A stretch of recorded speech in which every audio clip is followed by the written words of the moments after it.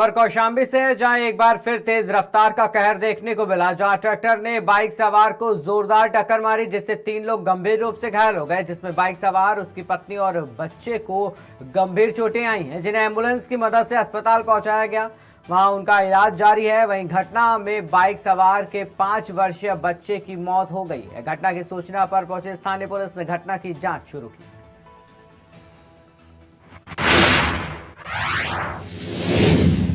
खबर बांदा के महोखर गांव की है, जहां पर दृष्टिबाधित छात्रों ने जाम लगाया। वहीं दृष्टिबाधित विद्यालय मखोहर के छात्रों का कहना है कि उनके यहां नहाने के लिए उचित व्यवस्थाएं नहीं है और शिक्षकों की कमी है।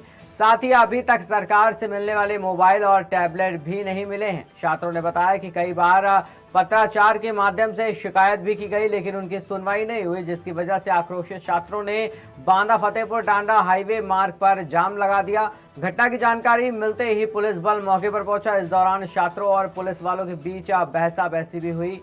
सूचना पाकर मौके पर पहुंचे ज्वाइंट मजिस्ट्रेट ने छात्रों को समझा बुझा करके जाम खुलवाया और आश्वासन दिया कि जल्द ही उनकी समस्याएं दूर की जाएंगी। नाम है आपका? सुनील कुमार। सुनील कुमार, ये बताइए क्यों जाम लगाए थे आप लोग? यस सर, जाम लगाए थे हम लोग स्कूल में हो रही है व्यवस्था को लेकर और कुछ चीज़ों की क्या व्यवस्था हो रही? जी सर, जैसा कि हम लोगों ने मोबाइल फ़ोन के लिए मांग किया था। हाँ। सर वो मोबाइल फ़ोन नहीं बढ़ रहे थे यहाँ पे। हाँ। उसके लिए हम लोगों ने मांग किया था। हाँ। और जो टीचरों की कमियाँ थी लैंग्वेज वगैरह को लेकर और हो रही है व्यवस्था को लेकर, उसके लिए मांग किया था। क्योंकि स्कूल में अभी देखेंगे सर, जिस बाथरूम में हम नहाते हैं उस बाथरूम के कई सारे दरवाजे खराब हैं सर। हाँ। टूटियाँ खराब है, पानी लीक होती रहती है। वैसे बुंदेलखंड में पानी कमी है, पानी लीक होती रहती है बराबर से, हमें दिक्कत आती रहती है रोज़ से। हम लोगों ने कई सारी एप्लीकेशनों से अवगत कराया है, जहाँ तक हमारी जानकारी थी वहाँ तक हमने अवगत कराया है सर। जी सर वो कार्य नहीं हो पाया, इसलिए हमें ये कदम उठाने पड़े सर। तो कोई अधिकारी आया? हाँ सर, अधिकारी आए हैं सर। जो जाम लगाए थे क्या मामला था, क्यों लगाए थे जाम, क्या मांग थी? डिमांड्स है, उसमें एक है कि उनको मोबाइल फ़ोन वगैरह चाहिए होगा, लेकिन अभी तक मिला नहीं। शासन से अभी तक वो ग्रांट नहीं मिला। जेडी से भी, जॉइंट डायरेक्टर साहब से भी बात हुई है। अभी डीएम मैम के सामने पेश करने के लिए बच्चों को ले जा रहे हैं। उसके बाद जो निर्णय डीएम मैम लेंगे वो किया जाएगा। शुभ नाम सर आपका? मेरा नाम जगत साय है। आपका? वैभव मौर्य। हाँ? वैभव मौर्य। क्यों जाम लगाए थे आप लोग, क्या व्यवस्था क्या? जैसा कि अध्यक्ष जी ने बताया कि यही मोबाइल और वाईफाई को लेकर थी। कुछ समस्याएं थी यहाँ, जैसे वार्डन नहीं है हॉस्टल में। कई साल हो गए, पिछले 6 साल हो गए यहाँ पर कोई वार्डन नहीं है। जो टीचर है वही वो वार्डन भूमिका निभा रहे हैं। और हमारे यहाँ फुल कंपाउंड कौन सा स्कूल है ये, कहाँ पे? ये बालक कॉलेज में होकर। तो कोई अधिकारी आए? हाँ सर, यहाँ अधिकारी आए हुए सर। यहाँ पे सबसे पहले सुबह डी आए हुए थे। हमें ऐसा बोला गया सर कि आपके काम जो है 1 महीने में हो जाएंगे। अगर ऐसा नहीं होता हम फिर। अखिल भारत हिंदू महासभा के पदाधिकारी औरंगाबाद स्थित पुलिया के पास स्थानीय लोगों के द्वारा एक सूचना के आधार पर पहुंचे। वहां एक बड़ी मस्जिद का निर्माण जगह जगह घेराव फिर करना शुरू हो गया, इसलिए हिंदूवादी संगठनों में रोष व्याप्त हो गया। उसके बाद में उत्पन्न संबंधित क्षेत्र अधिकारी सदर प्रभारी को सूचना देकर मौके पर पहुंचे। मौके पर जाकर अखिल भारत हिंदू महासभा के प्रदेश प्रवक्ता संजय हरियाणा और जिला अध्यक्ष छाया गौतम ने जाकर देखा। औरंगाबाद तिराहे पुलिया के पास में स्थानीय लोगों की सूचना पर अखिल भारत हिंदू महासभा के लोग मौके पर पहुंचे। एक जगह वैश्य समुदाय विशेष ने जो स्थानीय लोगों को अपने बच्चों के मुंडन के लिए दे रखी थी, वहाँ एक 36 इंच का एक आला बना हुआ था। उस आले को अल्पसंख्यक समुदाय 200 वर्ग गज के टुकड़े में तब्दील कर मौके पर लैंटर नुमा स्ट्रक्चर खड़ा करके उसमें मस्जिद का निर्माण करना चाहता है। स्थानीय लोगों की सूचना पर हम लोग पहुंचे तो वहाँ तनाव व्याप्त हो गया। मौके पर 2 दिन पूर्व भी हमने स्थानीय थाना प्रभारी थाना सदर को सूचना दी थी और LIO भी मौके पर पहुंची थी, उन्होंने उसको रुकवाया था।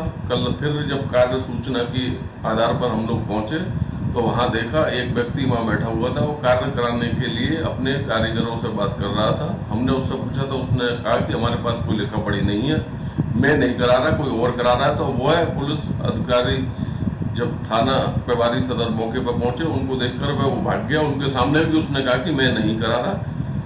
स्थिति तनावपूर्ण है। योगी सरकार की साफ मंशा है इस प्रकार के नव निर्माण, मस्जिद निर्माण, मजार निर्माण कहीं भी किसी भी स्थिति में नहीं होंगे। शहर की शांति प्रिय फिजा को पलीता लगाने का प्रयास किसी भी शख्स को करने का कोई अधिकार नहीं है। अखिल भारत हिंदू महासभा के प्रदेश प्रवक्ता संजय रैना की ओर से मैं बता देना चाहता हूँ, प्रशासन को स्पष्ट निर्देश मुख्यमंत्री के स्तर से है कि कहीं भी मस्जिद मंदिर का निर्माण नहीं होगा। किस प्रकार से यह निर्माण हो रहा था इसकी जांच कराई जाए।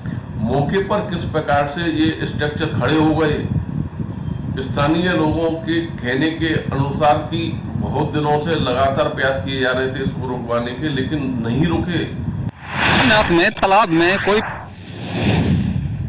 बांदा से खबर सामने आई है, जहां तालाब में हजारों मछलियों के मरने से हड़कंप मच गया। साथ ही इलाके में दुर्गंध से स्थानीय लोगों का जीना मुश्किल हो गया। सूचना पर पहुंचे प्रशासन के अफसरों ने पानी का सैंपल लिया।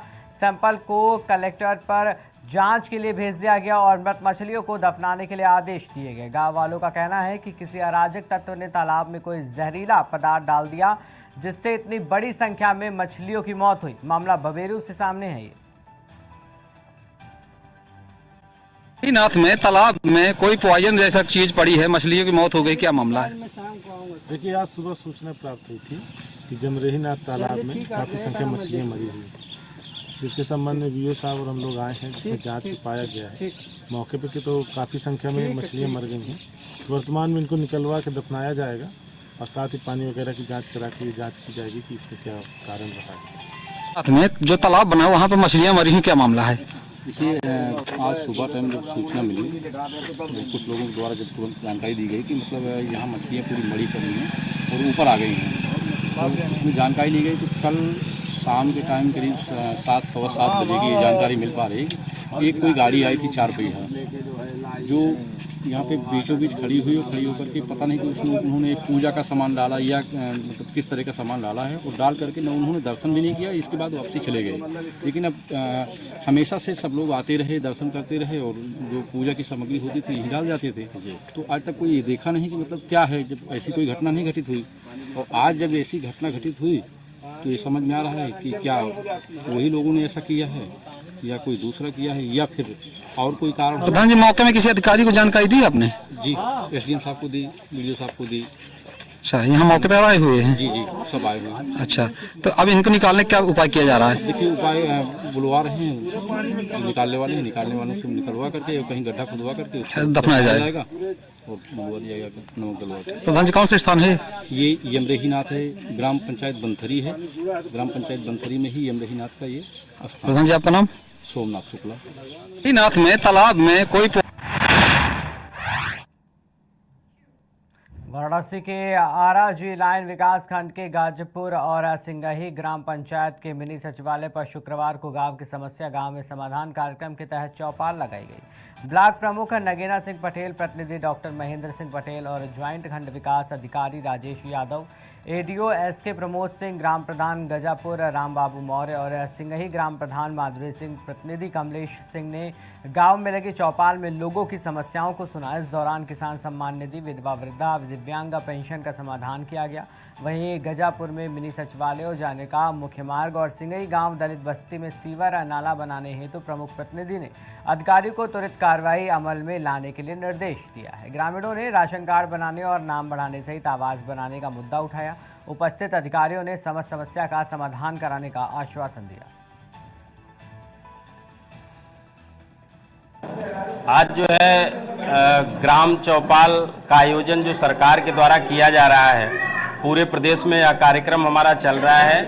आज हमारे आराजी लाइन्स के ग्राम पंचायत गजापुर और सिंगही 2 ग्राम पंचायतों में हम लोगों ने ग्राम चौपाल का आयोजन किया था, जिसमें हमारे खंड विकास अधिकारी सहित हमारे सभी अधिकारी कर्मचारी, सभी विभाग के लोग सम्मिलित हुए, शिरकत किए। और इस चौपाल में जो मेन समस्याएं आई वो राशन कार्ड से संबंधित थी। राशन कार्ड में तमाम नाम छूटे हुए हैं, उनको जोड़ने का मांग हुआ। दूसरे तरफ जो आवास है, तमाम गरीब ऐसे हैं जो आज भी आवास के लिए परेशान हैं, उनको पक्का घर नहीं है, इस पे बात हुई। और स्वास्थ्य विभाग के हमारे जो डॉक्टर्स यहाँ के और आशाएं, आंगनवाड़ी के लोग, तमाम विभागों के लोग रहे, सभी विभागों का हम लोगों ने समीक्षा किया, इनका काम देखा और सबके बाद हम लोगों ने एक निर्णय किया कि जितनी यहाँ समस्याएं आई थी इसका निस्तारण हम लोग इसी पंचायत भवन से कराएंगे, यह निर्णय हम लोगों ने लिया है। और जितना यहाँ पे आया था हमारे प्रधानमंत्री सम्मान निधि, जो किसानों के लिए किसान सम्मान निधि दिया जाता है, उसमें 4 समस्या आया था यहाँ पे, जिसका निस्तारण भी यहीं पे कर दिया गया है। और आवास का जो मांग आया था उसमें हम लोगों ने अभी सूचीबद्ध, चूंकि आवास हो रहा है तो उसके तहत हम लोग सबका आज पेपर यहाँ जमा कराए हैं, इसको सूचीबद्ध करेंगे। आने वाले टाइम में प्रधानमंत्री, मुख्यमंत्री या विकलांग आवास किसी जो जिस श्रेणी में होंगे उनको वहाँ पे ले जाकर के इसका समाधान करेंगे। हथनीकुंड बैराज से छोड़े गए पानी की वजह से यमुना नदी खतरे के निशान से ऊपर चल रही है। बांध के टूट जाने से यमुना नदी ने अपना रास्ता बदलकर औद्योगिक क्षेत्र, ट्रोनिका सिटी और आसपास के इलाकों से होकर बहना शुरू कर दिया है। ऐसे में औद्योगिक क्षेत्र की स्थिति बद से बदतर होती जा रही है, जिसका असर यहां तक सीधा पड़ता हुआ नजर आ रहा है। आपको बता दें कि 45 वर्षों का रिकॉर्ड तोड़ यमुना नदी ने इस इलाके को अपने आगोश में समा लिया है, अपना रास्ता बनाया है। लोग यहां से निकलकर सुरक्षित स्थान पर शरण लेते हुए नजर आ रहे हैं। योगेश पचार है। कैसा लग रहा है? तो बिल्कुल बेकार लग रहा है। क्या परेशानी? अरे निकलने के रास्ते पे बंद हुए पड़े सारे, बहुत दिक्कत हो रही निकलने में। मैं तो दिल्ली से आया हूँ दूध गिर के। क्या नाम है? मेरा नाम अनुराग शर्मा है। ये जो स्थिति जो बनी हुई है, बाढ़ जैसी भयानक स्थिति सामने आ रही है। बाने अच्छा खासा जमुना में एक साथ पानी आने के कारण जमुना भयावह स्थिति में अस्त व्यस्त हुआ पड़ा है सब कुछ। और हमारा तो पानी में बिजली घर भी डूबे, 5 बिजली घर भी डूबा, देखो चौकी भी डूबी हुई है। कल शाम को लगभग 3, 4, साढ़े 3 बजे पस्ता टूटा है। उसकी वजह से सारा गांव, अलीपुर, सुवानपुर, मीरपुर, पचैरा, नवादा और ये सारी कॉलोनियाँ, राधेश्याम पारा, पूजा कॉलोनी, रामदेश्याम पारा, टोनगढ़ पूरा जलमग्न हो रहा है। आपके सामने की बात है, आप देख रहे हो सब कुछ धरातल पे। समस्या आप देख लीजिए, पूरा गाड़ी बंद हो गई है वहाँ पे, गाड़ी सब चीज़ बंद हो रही है। हम अपना यहाँ बिजली घर पे आए थे चेक करने क्या स्थिति बनी हुई है, साहब ने भेजा था। अब देखिए जलमग्न हो रहा, गाड़ियाँ बंद हो गई, पैदल चल के पूरा भीगे पड़े। क्या आपने पहले भी स्थिति कभी देखी? हमने पहले नहीं देखा, कभी इतना पानी कभी नहीं देखा। क्या नाम है? योगेश। प्रतापगढ़ में अलायंस क्लब इंटरनेशनल प्रतापगढ़ के द्वारा चलाए जा रहे पौधारोपण पौध वितरण अभियान में आज भी चिलबिला, सदर बाजार, बस अड्डा जैसी जगहों पर पौधारोपण और पौध वितरण किया गया। क्लबगत वर्षों की भांति इस वर्ष भी पौधारोपण पौध वितरण कर हर एक व्यक्ति को पौधारोपण करने के लिए जागरूक कर रही है। क्लब के इंटरनेशनल डायरेक्टर रोशनलाल उमरवैश्य ने पौधा वितरण करते हुए कहा कि क्लब का पौधारोपण अभियान 15 अगस्त तक चलेगा। पौधारोपण से ही पर्यावरण और जीवन बचाया जा सकता है।